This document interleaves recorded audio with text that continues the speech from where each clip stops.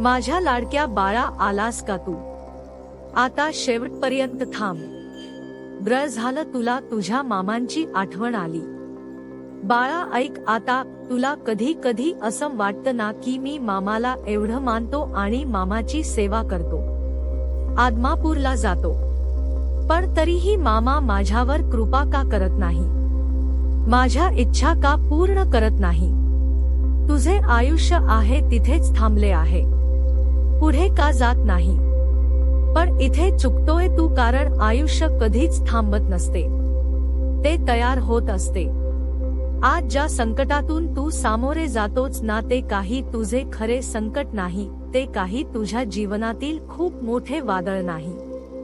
ते संकट तुला तयार करण्यासाठी आले आहे, तुला नवीन शक्ती देण्यासाठी आले आहे.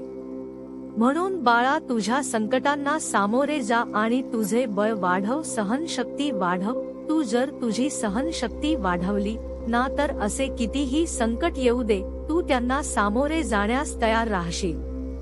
फक्त थोडा संयम ठेव आणि माझ्यावर विश्वास ठेव. तुझं नशीब अजून एवढे काय खराब नाही, तुझ्यात अजून तर खूप शक्ती आहे, तू अजून खूप काही करू शकतो, तू हरलेला नाही आणि मी तुला हरूही देणार नाही.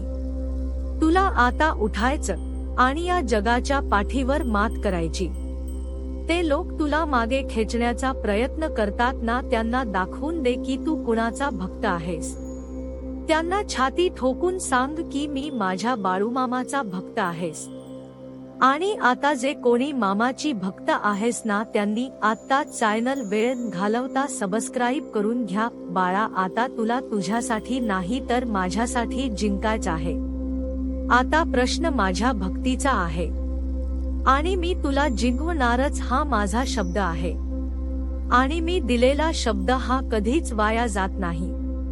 आणि मला खात्री आहे तू तो शब्द कधीच वाया जाऊ देणार नाही. तू माझी लाज राखशील आणि मनापासून तयारी कर. आता तुला आता खूप संघर्ष करावा लागणार आहे.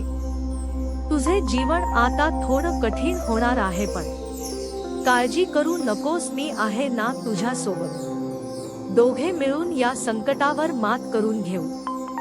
घे मग एकदा मनापासून माझं नाव आणि कर जोरदार सुरुवात.